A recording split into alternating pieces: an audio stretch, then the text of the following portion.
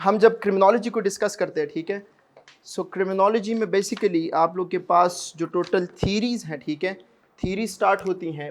सबसे फर्स्ट जो थीरी है दैट इज़ आपकी क्लासिकल थीरी, ठीक है। वैसे आप लोग ये चार्ट अपने पास एक दफ़ा बना भी ले, ठीक है, इसमें कुछ पॉइंट्स मैं आपको बता रहा हूँ, ठीक है। The first one it is called is the classical theory regarding crime, ठीक है। क्लासिकल जो थ्योरिस्ट हैं, जिसमें आप लोगों को एक स्पेसिफिक आई गेस फिलोसफर का नाम आपको बताया था, विच वॉज जेरेमी बेंथम, बताया था आप लोग को, और दूसरा कौन सा है, बेक्केरिया, ठीक है। इन दोनों का हवाला आपको दिया था। क्लासिकल थ्योरिस्ट के मुताबिक सिंपल तरीका इसको याद करने का ये है कि इंसान जब भी कोई क्राइम कमिट करता है, it's always out of what, out of, इसको आप कहते हैं rational choice making theory, rational choice या रैशनल डिसीजन मेकिंग। समझ आ रही है?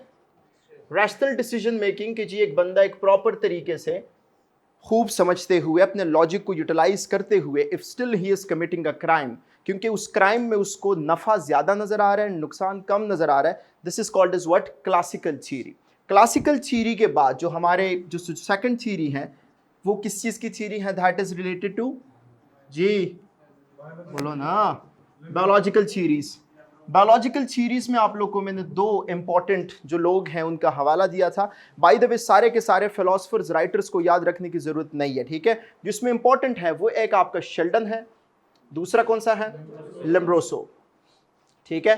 लोम्ब्रोसो की किताब का नाम था द क्रिमिनल मैन, क्या नाम था जी, द क्रिमिनल मैन। और लोम्ब्रोसो वो अलग से फीचर्स डिफाइन करते हैं कि जो क्रिमिनल्स होते हैं उनके असल में फिजिकल फीचर्स कैसे होंगे। बिल्कुल उसी तरीके से शेल्डन भी फिजिकल फीचर्स को डिफाइन करते हैं, और वो आपको बताया था कि शेल्डन ने डिवाइड किया है सारे के सारे इंसानों को तीन कैटेगरीज में, एक्टोमॉर्फ्स, एंडोमॉर्फ्स एंड मीजोमॉर्फ्स। एक्टोमॉर्फ्स जो थोड़े से थिन होते हैं बॉडी टाइप उनकी, ठीक है। एंडोमॉर्फ जो थोड़े से क्या होते हैं, ठीक है, मोटू हजरात, ठीक है, मोटू पतलू, ठीक है, एंडो मोटू ये पतलू, ठीक है।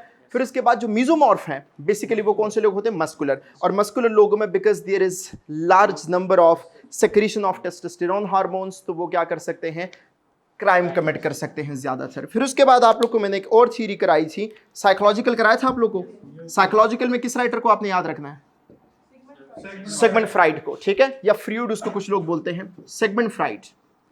सिगमंड फ्राइड क्राइम को साइकोलॉजिकल चीजों के साथ रिलेट करते हैं कि इट्स नॉट ऑलवेज बायोलॉजिकल या जेनेटिकल है या फिजिकल फीचर्स का किरदार है, रादर इंसान का थिंकिंग प्रोसेस बचपन से कैसे डेवलप हुआ है, इट डिफाइंस व्हाट, उसकी क्रिमिनलिटी को डिफाइन करते हैं। और उसमें एक सिंपल चीज आपको बताई थी, id, ego and super ego का बताया था आप लोग को। मैंने ये कहा था इड इज प्लेजर प्रिंसिपल, ऐसा ही है, ईगो के बारे में मॉडरेशन प्रिंसिपल, लेकिन super ego it's morality principle. और जो बंदा मोरालिटी का, कल्चर का, मजहब का लिहाज नहीं रखता, उसमें कम डेवलप है सुपर ईगो, तो वो क्या कर सकता है, क्रिमिनल टेंडेंसीज उसमें ज्यादा हो सकती हैं, ठीक है। तो यहां पर सिगमंड फ्राइड को याद रखने का। साइकोलॉजिकल थ्योरीज के बाद जो थर्ड नंबर पे या फोर्थ नंबर पे जो ब्रॉडर कैटेगरी है दैट इज सोशियोलॉजिकल थ्योरीज। कौन सी है, सोशियोलॉजिकल थ्योरीज। अच्छा, सोशियोलॉजिकल थ्योरीज में आई होप सो कि आप लोग को मैंने स्ट्रेन थ्योरी कराई थी, लेकिन स्ट्रेन थ्योरी के साथ रिलेटेड एक और थ्योरी है जो आपको शायद नहीं कराई है, दैट इज एनोमी, ऐसे लिखा जाता है, ANOMIE। ए बेसिकली मींस विदाउट, ये आपके लिए एक्स्ट्रा पॉइंट होगा। ए मींस विदाउट एंड नॉमी हम किसे कहते हैं जी, इट्स बेसिकली नॉर्म्स। क्या चीज है, नॉर्म्स। जिस मुआशरे में असूल नहीं होते, नॉर्म्स नहीं होते, लॉलेसनेस होती है। क्या होती है, जिस मुआशरे में लॉलेसनेस, कानून का रिवाज नहीं होता, ऐसे मुआशरे को हम क्या बोलते हैं जी, इस मुआशरे पे कौन सी थ्योरी अप्लाई होती है, अनोमी। ये जो अनोमी थ्योरी है it was given by Robert Merton, नाम सुना आप लोगों ने, जिसने स्ट्रेन थ्योरी प्रोवाइड की थी, रॉबर्ट मर्टन जी। इसको आप करें, सॉरी, रॉबर्ट मर्टन की थ्योरी स्ट्रेन की है, और ये जो थ्योरी है anomie it was given by Emile Durkheim, ठीक है, इनकी थ्योरी है। लेकिन दोनों में ज्यादातर डिफरेंस नहीं है, बिकॉज जो अनोमी थ्योरी है ये भी आपको बताती है कि the lawlessness in the society, अगर किसी मुआशरे में कानून ही नहीं है, लेजिस्लेटिव प्रोसेस नहीं है, कानून साजी का काम नहीं हो रहा, जंगल का रिवाज है, वहां पर जुडिशरी प्रॉपर तरीके से कवानीन को इंटरप्रेट भी नहीं कर रही है, तो वहां पर लोग क्या कर सकते हैं, ज्यादातर क्रिमिनल टेंडेंसीज की तरफ डेवलप कर सकते हैं प्लस उसकी तरफ जा सकते हैं, ठीक है। स्ट्रेंथ थ्योरी फिर क्या कहती है? स्ट्रेंथ थ्योरी दो चीज़ों को डिफाइन करती है कि मुआशरे में आपके पास एक साइड पे कल्चरली डिफाइंड गोल्स हैं, मुआशरे ने कुछ डिफाइंड गोल्स जैसे वेल्थ, पैसा कमाना, जैसे उसके साथ साथ अच्छी गाड़ी रखना, ये कल्चरली डिफाइंड गोल्स है आजकल के, ठीक है। सीएसपी बन जाना, ठीक है, बिजनेसमैन बन जाना, ये कल्चरली डिफाइंड गोल्स हैं। लेकिन दूसरे साइड पे हमारे पास उसके लिए लेजिटिमेट मीन्स है। उसके लिए मतलब आप उसको कैसे अचीव करेंगे? तो अचीव करने का अगर आपके पास लीगल तरीका है और आपने अचीव कर लिया तो ठीक है, आप मुआशरे में सीएसपी कहलाए जाएंगे, आप एक आर्मी ऑफिसर कहलाए जाएंगे, आप एक बिजनेसमैन कहलाए जाएंगे। लेकिन अगर लेजिटिमेट मीन्स आपके पास नहीं है और आप कल्चरली डिफाइंड गोल्स को अचीव करना चाहते हैं तो उसके लिए आप फिर क्या बनेंगे जी? क्रिमिनल बनेंगे।